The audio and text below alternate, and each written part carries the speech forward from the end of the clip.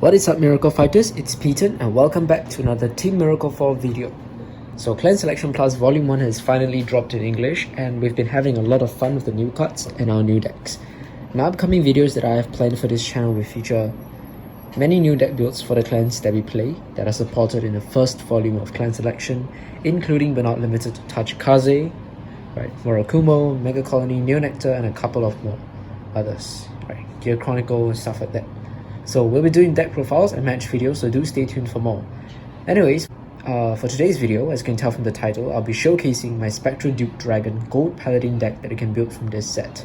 Now, I actually didn't get myself a physical playset of the Spectral Duke cards, or rather the Gold Paladin cards in this set, as I was saving up for other decks, but still I couldn't resist trying out the deck. And after playing the deck for some games, I've grown to really like the deck. So it's one of the strongest and cost-effective decks I've played, and the cards have a lot of synergy with each other. So without further ado, let's get right into the deck profile. So for a starter, we're playing Spring Breeze Messenger.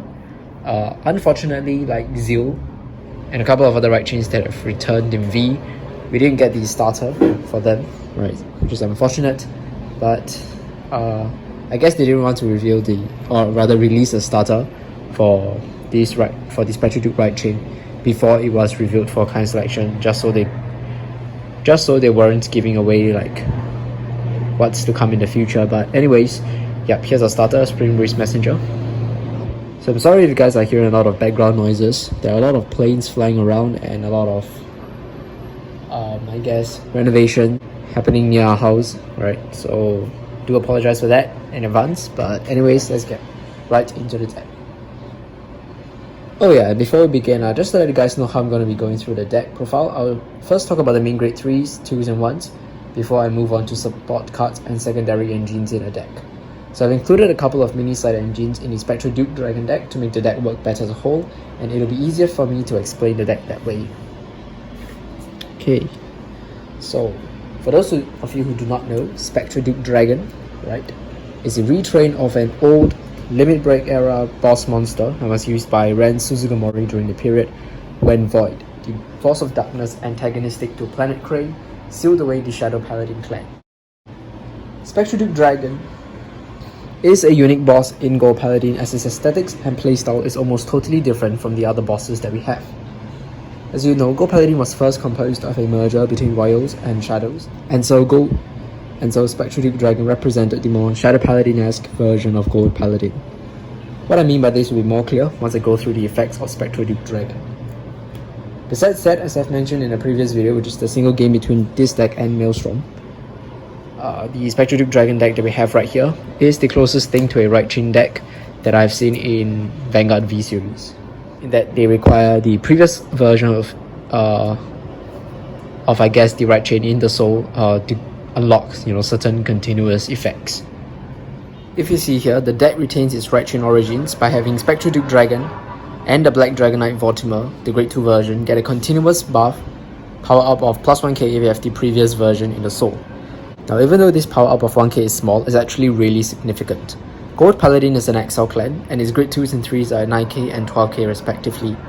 However, this continuous power up scales the deck up to false numbers if you get the right chain off, as you'll be sitting on a 10k grade 2 and a 13k grade 3 permanently. This has been very helpful in games, as not only does this skill buff up our defenses against the majority of clans, we also have the offensive advantage of being able to create magic number columns against false decks, which to this day some XL clans still suffer to make. It also gives a nice flavour to the deck and makes it resemble Shadow Paladin, which is a false deck, even more. One interesting thing to note about the grade 2 Vortimer is that the continuous 10k base, the continuous plus 1k power if you have the grade 1 version, Skull of Darkness Vortimer in the soul, is also active even while it's on Rearguard Circle, which is fantastic. Adding on to the right chain aspect of his effect, he also has a third effect, which is when rolled upon by a specific card, which is specifically the grade 3 Spectral Duke Dragon, you can look at 5 cards from the top of your deck, call up to 2 cards from among them to Rearguard Circle, and shuffle your deck. This effect is a nice nod to the OG version, and it is also an improved version of the old right chain. This ability gives a straight up +2 as long as you ride into Spectral Duke Dragon, which is insane advantage and helps set up the field properly to get ready for Spectral Duke's ability. Speaking of which, let's go to Spectral Duke Dragon, which we're playing at 4 copies obviously. The main card of the deck. So Spectral Duke Dragon's main effect is at the end of the battle that you attacked, you may counterblast 1 and retire 3 rearguards to withstand itself and give it -1 drive. However, if you have 4 more cards in your damage zone, then Spectral Duke Dragon gets +1 drive instead of -1 drive. This small change to its arithmetic symbol makes a very big difference. Basically, once you are at limit break range, which is obviously what Busher Road is referencing to here, your Spectral Duke restands for a triple drive instead of a single drive, giving you a maximum of 5 drive checks a turn. Spectral Duke's restand is actually a little special, so most restanders lose drives or drive when they restand, but when you're at high damage, Spectral Duke actually gains drive instead, making the second swing even harder to guard. You have higher chances of hitting triggers, and it also forces your opponents to potentially have to guard with higher shield for the second attack. They cannot just blindly perfect guard the first attack and just use regular cards to guard the second attack because of either lack of drives or lesser drives. Unlike other restanders as well, Spectral Duke Dragon retires its own rearguards to restand instead of making you discard cards. This actually works out in a clan like Gold Paladin, which is able to fill the field with a lot of superior calls. I also prefer retiring rearguards to restand as opposed to discarding from hand because you get to actually use your cards for battle before they get retired. While if you're discarding from hand, you either end up discarding triggers or cards you drive checked, and this may result in you having less cards in hand to survive the following turn. I don't know whether it's just me, but I just find that retiring rearguards to activate effects oftentimes feel better than just discarding cards from hand. Overall, it's a really solid restand effect. And as I move on to the other cards in the deck, you have to keep in mind this effect because we'll be referencing it a lot. Now, remember that I said that Spectral Duke also gets +1k continuous if you have the rearguard in Soul, or rather if you have the Grade 2 version, the Black Dragon Knight Vortimer in Soul. Well, that's not actually all to this effect. He also has a second continuation of his continuous ability, which is if your opponent's Vanguard is Grade 3 or greater, this unit gets +1 critical. This is actually insanely good for a restanding Vanguard. A built-in 2 crit restanding Vanguard is definitely really strong and can put a lot of pressure on guarding, and makes it such that we don't lose out that much if we don't max out on critical triggers for our trigger lineup. All in all, Spectral Duke Dragon is a solid card as a main card for the deck. Now, having talked about those two, let's move on to the Grade 1 of the right chain, and that is the Scout of Darkness Vortimer at 4 copies. So, the Grade 1 actually resembles more of the Grade 0 Vortimer in the past, in a sense that he has a search ability to get out either the Grade 2 or the Grade 3 from the top 7 cards of your deck when he is placed on Vanguard Circle.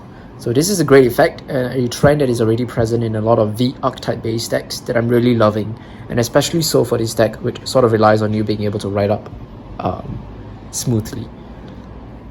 As you can see here, we are running 4 of each of the so-called right chain cards because we want to increase consistency in the deck, and we want to be riding these cards. Because it's V premium, we do not have a right deck for us to slot them into our right decks, so we gotta max them out in our deck. But anyways, these 2 cards are also really good support cards for Spectral Duke Dragon because of their secondary effects, which I'm going to go through right now. So besides their basic right chain resembling abilities, the Black Dragon Knight Vortimer and the Scout of Darkness Vortimer also has additional effects. For the Grade 1 Scout of Darkness Vortimer, it is when it is retired by your card's ability from Rearguard Circle, it may put itself into the soul to give the Vanguard plus 5k until end of turn. This allows you to power up Spectral Duke Dragon until the end of turn even more and make the restand hit harder as well. As for the Grade 2 Black Dragon Knight Vortimer, he countercharges with the same cost as the Grade 1, right? So it has to be retired from Rearguard by the card's ability. But being able to countercharge means that you're able to pay back for Spectral Duke's counterblast cost, thus keeping the deck cost effective. As of the recording of this video, Spectral Duke Dragon is the only V Gold Paladin unit to retire its own rearguards, so it's very obvious that the Vortimers are used to support Spectral Duke Dragon. These 2 effects are really handy and make extra Vortimer cards that you draw further on in the game not deck cards, but rather valuable fodder to be retired for Spectral Duke Dragon's effect. As the Grade 1 and Grade 2 Vortimers are able to push themselves into the soul when retired by Spectral Duke Dragon's ability, it means that it can even power up the Grade 2 Vortimer and Spectral Duke Dragon respectively, even if you miss the so-called right chain. Because what you can do is you can just call them down, have them attack, attack with your Vanguard, retire them, and then they move into soul. Now your 12k base Spectral Duke Dragon becomes a 13k base Spectral Duke Dragon if you retired a Black Dragon Knight Vortimer. And if you somehow still have another Black Dragon Knight Vortimer on the rearguard circle, and you retired Scout of Darkness Vortimer with your Vanguard's ability, then that rearguard also becomes a 10k base rearguard instead of just a mere 9k. All in all, there's so much synergy and reference to the OG version present between these three cards. Bushiroad definitely did a great job in creating these three cards. Let us now move on to the support cards. Now if you're building straight from clan selection, you would have already guessed what they are. So yes, for these decks, one of the best supporting engines are the Black Chain cards, namely the Stronghold of the Black Chain's Hold over here and the Advance of the Black Chain's Kaedin. These two cards work in tandem and fill different roles within the deck. Now Hold's effect first, right, is a continuous effect which states that your other unit in the same column as this unit that was placed this turn gets plus 5000 power. Furthermore, if you have Kaedin on the field, it gets plus 10,000 power instead. I like to put this card on the circle behind the Vanguard so that every time I rewrite, my new Vanguard will gain plus 10k. That is kind of the point with playing this card. This effect is great to allow your Spectral Duke Dragon to hit for 23k unboosted on the turn it was placed, 31k if boosted by Hold. Because of this power up, your restands become much more threatening, especially if you can rewrite each turn. Hold gives the Vanguard power instead of itself, making him synergize even more with a restanding Vanguard like Spectral Duke Dragon. Hold has always been a great card, and in this deck it really shines because Spectral Duke Dragon restanding with the power up means that you can fully abuse Hold's effect by having it activate sort of twice per turn. As for Kaedin, his role is a little bit different in the deck. His ability is when placed on rearguard circle, you may counterblast one and discard a card from a hand to look at the top 3 cards of a deck and call one card from a mountain to rearguard circle. If you have a Hold on the rearguard circle, you get a bonus draw off of it, meaning that you may potentially end up plusing with Kaedin. Superior calls are what Gold Paladin does best, and this skill allows you to fill the field with either good rearguards or more retire fodder for Spectral Duke's restand. Kaedin and Hold definitely work very well together, and I like to max them both out in this deck, just so at all times I have one of each on the field. Besides the Black Chains engine, you are also playing the Bluish Flame Liberator pair, Percival and Aglovin. Percival is just too good a card in Gold Paladin not to run. There's no real drawback in running it, and it's also a very splashable card for the clan. So his main ability is when placed on rearguard circle or Vanguard circle, so when placed on the field basically. If your Vanguard is grade 3 or greater, you may counterblast one and discard a card from your hand. And if you do, you get an Exile Circle as well as Superior Call and Aglovale from your deck or drop zone. If you're going to Exile 2, which is the gift of choice most of the times anyways, due to the +1 card draw, Percival actually pluses us. Being able to generate additional Exile Circles and Superior Call at the same time is without a doubt extremely good. I also like the fact that Percival can call Aglovale even from the drop zone, allowing us to recycle Aglovale. And it's also good for players who are more on a budget, since they don't really have to play like a playset of Aglovales. Hence, for this deck, as you can see, I'm only playing 2 copies of Oath Liberator Aglovale, one of which is a proxy card.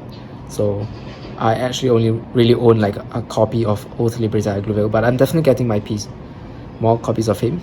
I would prefer to have 3 Aglovales, but currently 2 is what I have, a proxy one and a real one. So it's what I have to make do with for now. Right, so 3 is definitely better because binding from drop zone does exist in this game. For example, Shiranui, for example. And I even had games where, both of the Aglovales fall into the damage zone. So yep, 3 is definitely a much more recommended number than 2. But 2 is what I have, and it's what I have to deal with for now. Oh, and before we go to Aglovale, Percival also has another effect, which I rarely use because it's a Vanguard only effect. And that is all of the units on the additional rearguard circle get plus 5k.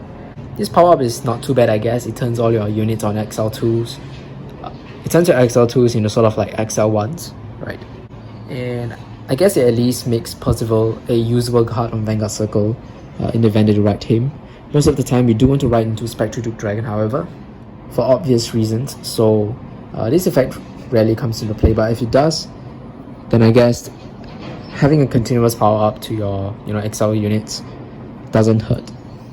As for Aglovale, he's a really solid grade 2 as well, which is why Percival being able to summon him is a really good thing. Now, Aglovale has 2 effects. The first is a Vanguard Circle skill, which to be honest you don't really want to use since we established that the main right target is Black Dragon Knight Vortimer.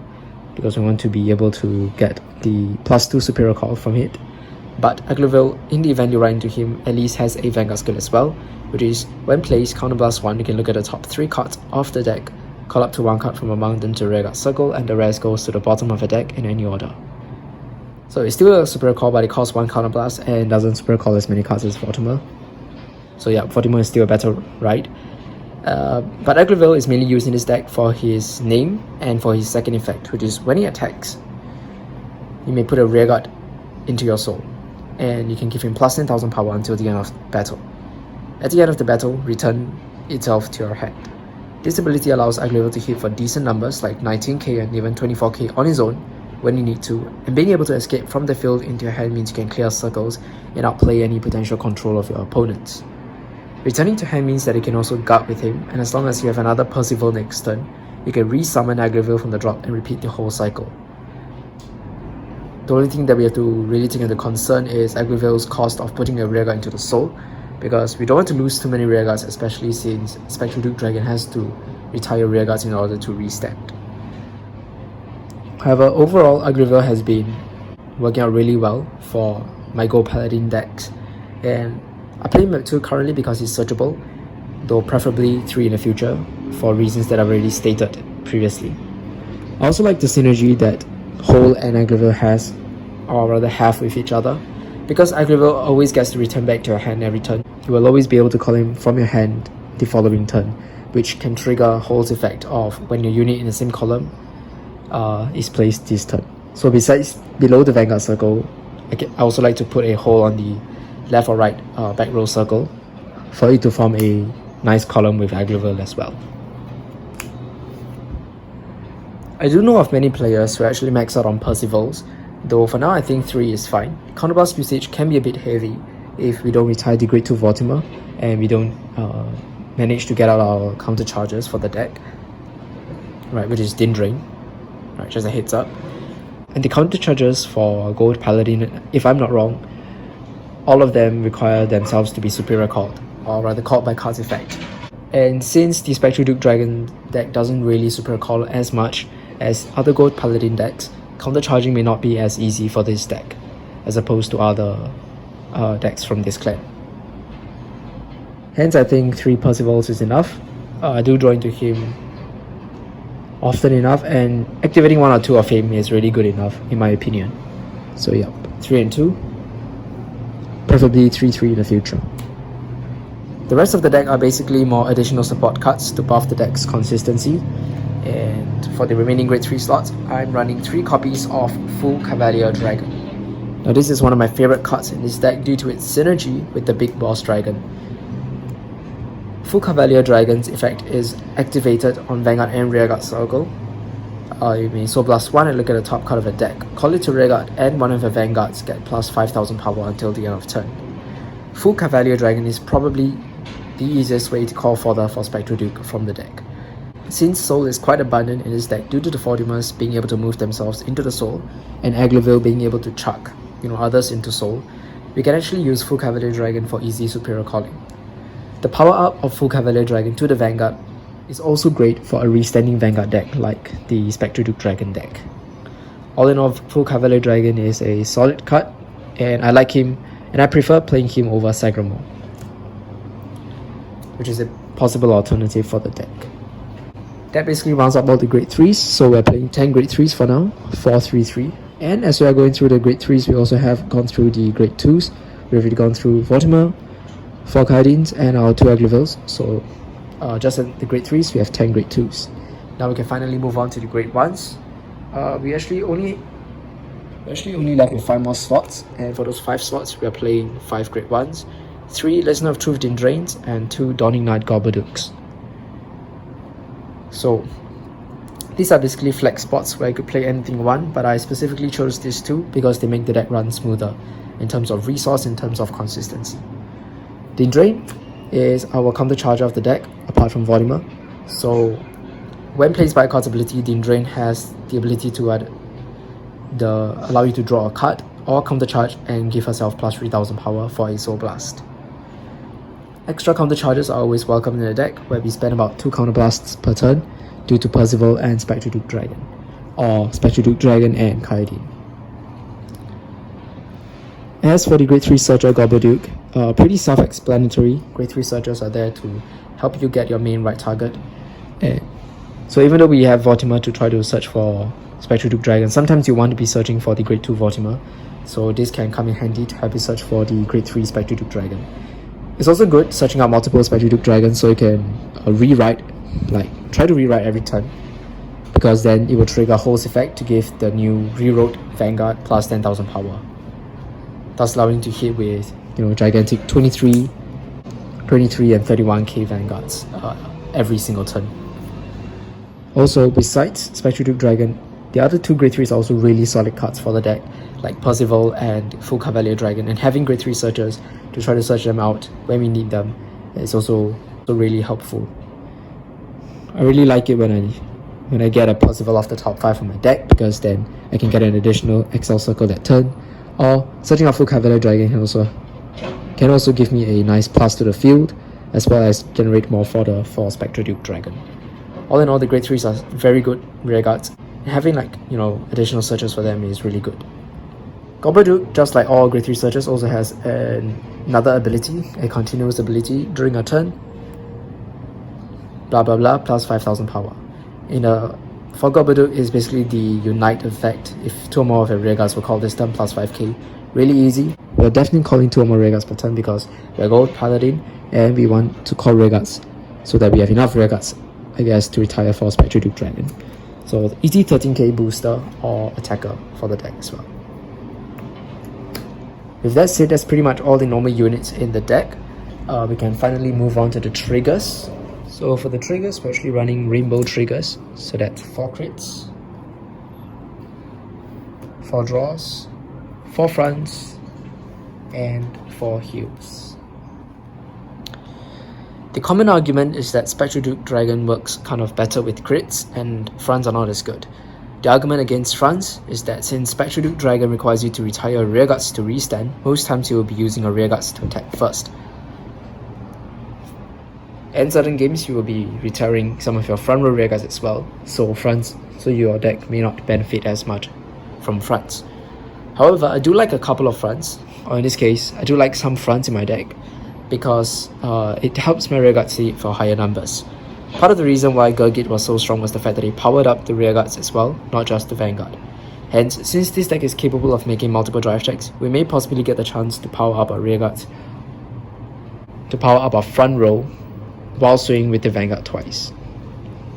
Also, usually we don't retire like all of our front row that often, and we do have Excel Circle generators like Percival in this deck, so our front row is usually quite a large front row, and having fronts actually can benefit us in that sense. Despite that, I do acknowledge that checking crits for a restanding Vanguard deck like this can just win you the game, which is very true and is being proven time and time again with with restanding Vanguard decks like Overlord.